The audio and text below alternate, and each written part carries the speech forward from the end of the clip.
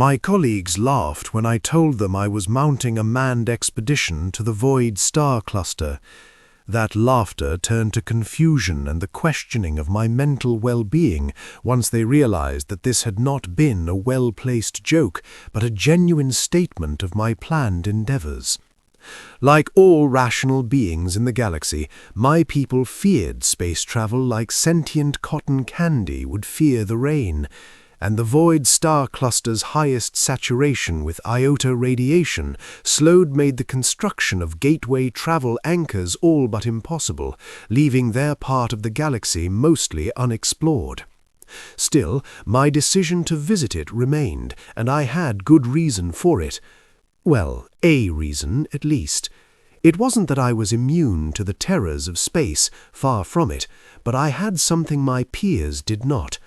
I had worked and lived with humans, and this changes you forever. Humans, if viewed from afar, are not very impressive. They are a sort of medium size, bipedal, hard-working, and generally amicable towards the other races of the galaxy. They were also stark raving mad. Not in the way of the Zethonian berserkers who tended to run at you at full speed with the intent to introduce your kidneys to the insides of your eye sockets, or like the lunatic prophets of Baal who saw the world around them always 1 week further into the future, causing a vast amount of confusion to everyone around them. No. The human insanity was less direct, not exactly lurking beneath the surface, unless you count a lithic and trying to sculpt inside a kiddie pool as hidden, but contained enough to only shine through once you spend more time around them and saw that glint within their eyes. Most species across the galaxy didn't stay around humans for long enough, partially due to exactly this reason, and also because the average human you came across didn't stay long in one place, preferring to travel between planets and hop in from star to star, hauling cargo, running rescue and scout missions, mining rogue asteroids, repairing relay satellites, or other tasks where being prolonged exposure to the horrors of the galaxy was a key part of your job description. As said before, all reasonable life force would rather have their vital parts suddenly pressed for a 5-metal grate, but humans could hardly be described as reasonable.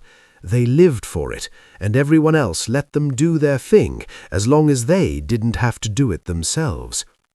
I worked as medical staff on the local starport for over a century, so I have plenty of contact with humans.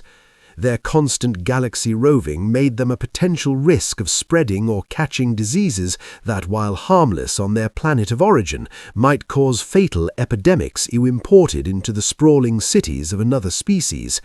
Therefore, at least half of our quarantine wing tended to be filled up with gaggles of humans.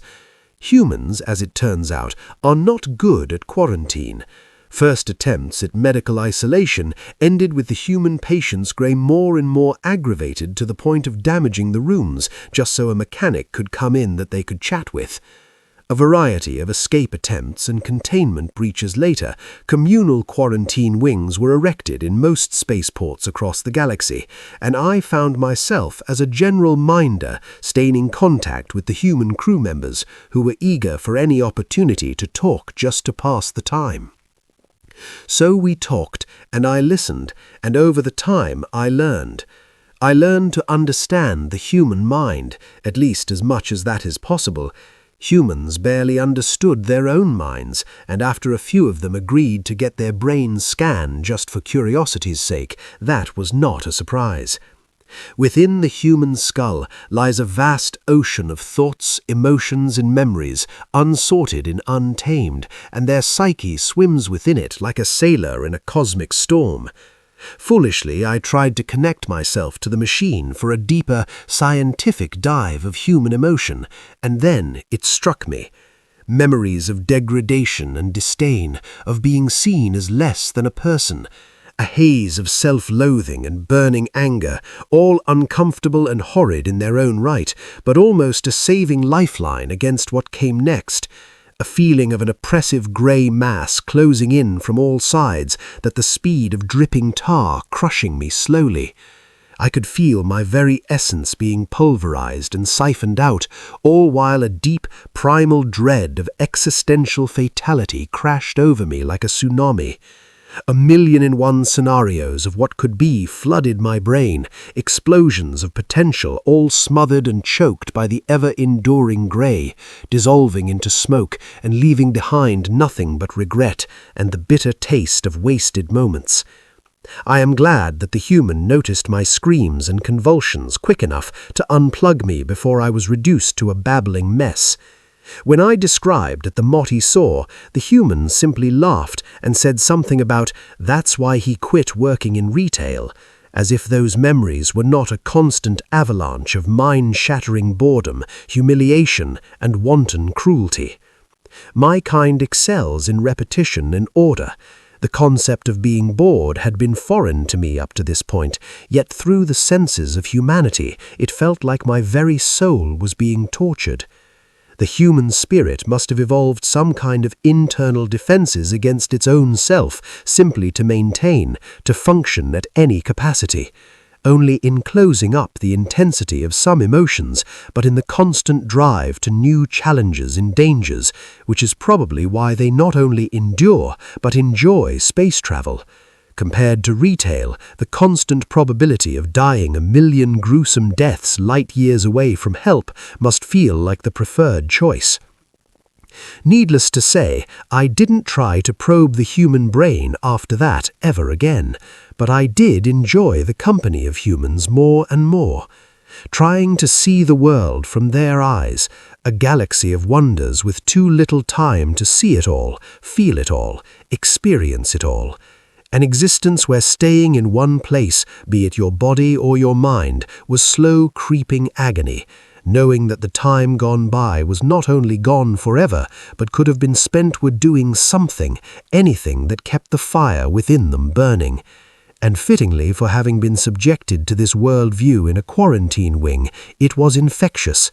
My kind lives 5 times that of an average human, but in the last centuries what have I truly done? I had done my job, I did it well and on schedule, and improved my skill within my field according to the needs of the institution. Not only have I never left my planet, I haven't even left my home city for longer than a day or 2. Neither have my parents or co-workers. And before recently, I never truly asked myself if this is what I want to do until my expiration date.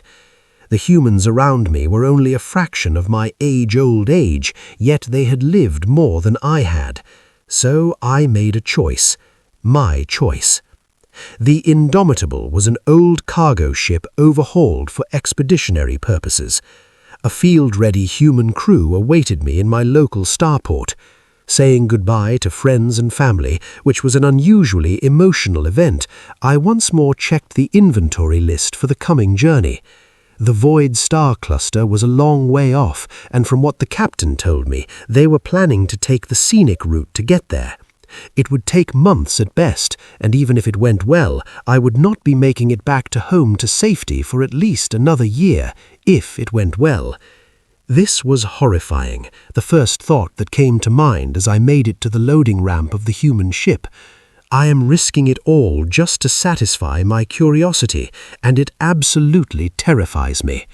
My feet stopped just before the threshold of the cargo bay, a second thought into my head.